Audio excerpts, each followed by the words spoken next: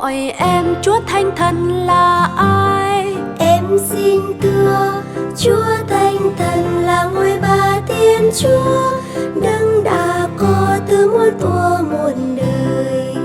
Ngài với Đức Chúa Cha và Đức Chúa Con mà ra.